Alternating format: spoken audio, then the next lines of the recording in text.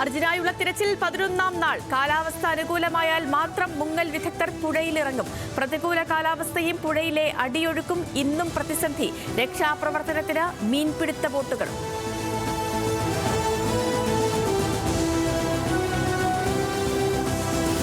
ഉത്തരകന്നഡയിൽ ഇന്ന് orange alert. നേവിയുടെ ആദ്യ ലക്ഷ്യം അർജുനെ കണ്ടെത്തുകയെന്ന് naval PRO Athul Pillai. Sonar ഉപയോഗിച്ചുള്ള പരിശോധന ഇന്നും തുടരും. മന്ത്രിമാരായ AK ശശീന്ദ്രനും മുഹമ്മദ് റിയാസും ഷിരൂരിലേക്ക് പോകുന്നത് മുഖ്യമന്ത്രിയുടെ നിർദ്ദേശപ്രകാരമെന്ന് മന്ത്രി AK ശശീന്ദ്രൻ ന്യൂസ് മലയാളത്തോട്. ബഹുമാനപ്പെട്ട മുഖ്യമന്ത്രിയുടെ നിർദ്ദേശാനുസരണം അവിടുത്തെ സ്ഥിതിഗതികൾ മനസ്സിലാക്കാനും കേരളത്തിന്റെ ഭാഗത്ത് എന്തെങ്കിലും ചെയ്യാനുണ്ടെങ്കിൽ എന്താണ് ചെയ്യുന്നതൊക്കെ മനസ്സിലാക്കാനും സഹകരിക്കാനുമുള്ള ഒരു ദൗത്യമാണ് ഞങ്ങൾ ഏറ്റെടുത്തിട്ടുള്ളത്. അപ്പോൾ അവിടെ ഇത്രയേ ഉള്ളൂ. അവിടുത്തെ പ്രവർത്തനങ്ങൾക്ക് കുറിച്ചൊന്ന് മനസ്സിലാക്കുക.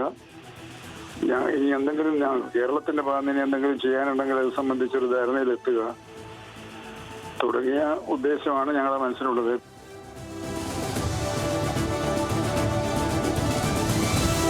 നീറ്റ് പരീക്ഷയുടെ പുതുക്കിയ ഫലം ഇന്ന് പ്രസിദ്ധീകരിക്കും. പുറത്തുവിടുന്നത് സുപ്രീം കോടതി നിർദ്ദേശപ്രകാരം പുതിയ റാങ്ക് പട്ടിക പ്രസിദ്ധീകരിച്ചെന്ന് പ്രചരിച്ച വാർത്ത ശരിയല്ലെന്ന് NTA അധികൃതർ.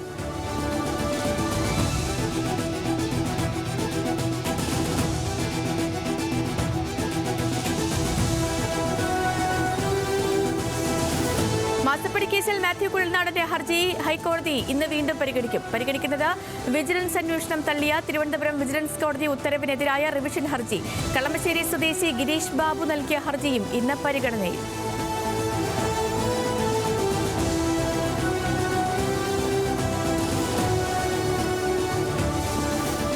ഗതാഗതം നിരോധിച്ച കുഴിയടച്ച കുണ്ടന്നൂർ പാലത്തിൽ വീണ്ടും കുഴി. ഒറ്റ മഴയിൽ തന്നെ ടാർ ഇളകിപ്പോയ നിലയിൽ. കൊച്ചിയിലെ കുരുക്കിലാക്കി തേവര കുണ്ടന്നൂർ പാലം അറ്റകുറ്റപ്പണി നടത്തിയത് ഒരാഴ്ച മുൻപ്.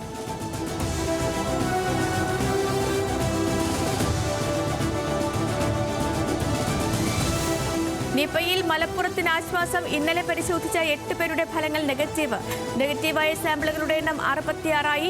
220 പേർ ഹൈറിസ്ക് പട്ടികയിൽ. നിപ പ്രതിരോധ പ്രവർത്തനങ്ങളുടെ ഭാഗമായി നടത്തിയ ആരോഗ്യ പ്രവർത്തകരുടെ ഭവന സന്ദർശനവും പൂർത്തിയായി.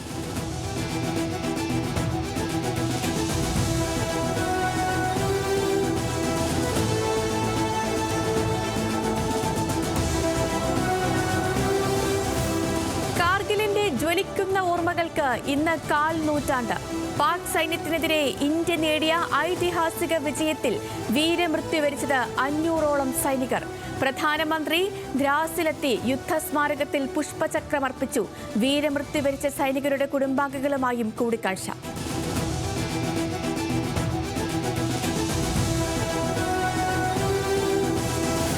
ഡൽഹി മുഖ്യമന്ത്രി അരവിന്ദ് കെജ്രിവാളിന് അഭിഭാഷകരുമായി കൂടിക്കാഴ്ച നടത്താൻ അനുമതി നൽകി ഡൽഹി ഹൈക്കോടതി.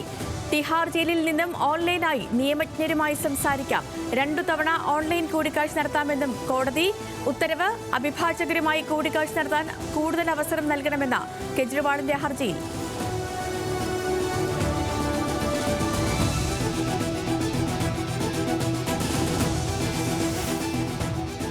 മഹാരാഷ്ട്രയിൽ കനത്ത മഴ തുടരുന്നു. മുംബൈയിൽ ഇന്ന് റെഡ് അലർട്ട്. ജനങ്ങളോട് വീടുകളിൽ നിന്നും പുറത്തിറങ്ങരുത് എന്ന് പോലീസ്. വ്യാഴാഴ്ച മാത്രം മുംബൈ നഗരത്തിൽ പെയ്തത് 44 മില്ലിമീറ്റർ മഴ. പ്രതികൂല കാലാവസ്ഥ കണക്കിലെടുത്ത് വിമാനങ്ങൾ വഴിതിരിച്ചുവിട്ടു. തമിനിഘട്ടിലും റായ്ഗഡ് പൂനെ പാതയിലും മണ്ണിടിച്ചിൽ. കാലാവസ്ഥ മോശമാകുന്ന സാഹചര്യത്തിൽ ജനങ്ങൾ കനത്ത ജാഗ്രത പാലിക്കണമെന്ന് മുഖ്യമന്ത്രി ഏക്നാഥ് ഷിൻഡെ.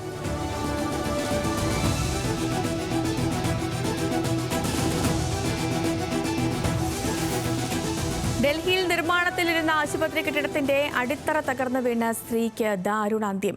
8 പേർക്ക് പരിക്ക്. അപകടത്തിൽപ്പെട്ടത് നിർമ്മാണ തൊഴിലാളികൾ. സംഭവത്തിൽ കേസെടുത്ത് അന്വേഷണം ആരംഭിച്ച പോലീസ്.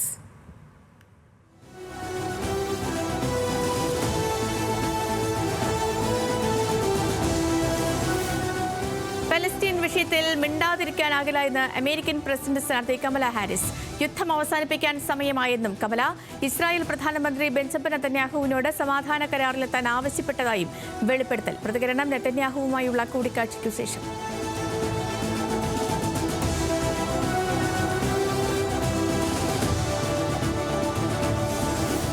പാരീസ് ഒളിമ്പിക്സിന് ഇന്ന് ഔദ്യോഗിക തുടക്കം. ദീപശിഖ പ്രയാണം അവസാനിക്കുമ്പോൾ കണ്ണഞ്ചിപ്പിക്കുന്ന കാഴ്ചയൊരുക്കാൻ സംഘാടകർ. അത്ലറ്റിക്കുകളുടെ മാർച്ച് പാസ്റ്റ്, സെൻ നദിയിൽ ബോട്ടും.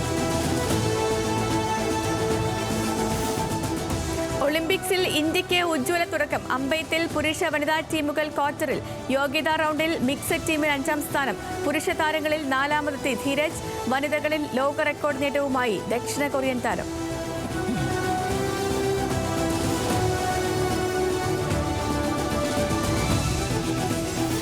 വനിതാ ഏഷ്യാകപ്പിൽ ഫൈനൽ ലക്ഷ്യമിട്ട് ഇന്ത്യ. സെമിയിൽ ഇന്ന് ബംഗ്ലാദേശിനെ നേരിടും. മത്സരം ഉച്ചയ്ക്ക് 2 മണി മുതൽ. ശ്രീലങ്കയ്ക്ക് പാകിസ്ഥാൻ എതിരാളികൾ.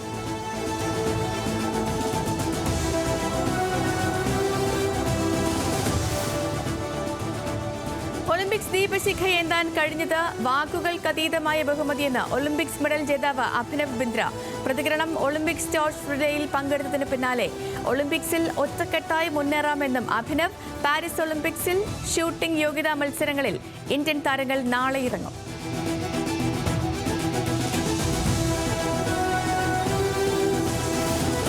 പെരിയാറിൽ മത്സ്യങ്ങൾ കൂട്ടത്തോടെ ചത്തുപൊങ്ങിയ സംഭവത്തിൽ വിദഗ്ധ സമിതി റിപ്പോർട്ടിന്റെ പകർപ്പ് ന്യൂസ് മലയാളത്തിന്. കർഷകർക്കുണ്ടായത് 41,85 ലക്ഷം രൂപയുടെ നഷ്ടം. സർക്കാർ അനുവദിച്ച 13 കോടിയിലധികം രൂപ അപര്യാപ്തമെന്ന് വിദഗ്ധ സമിതി. മലിനീകരണ നിയന്ത്രണ ബോർഡിന്റെ വിലയിരുത്തൽ അശാസ്ത്രീയമെന്നും പരാമർശം.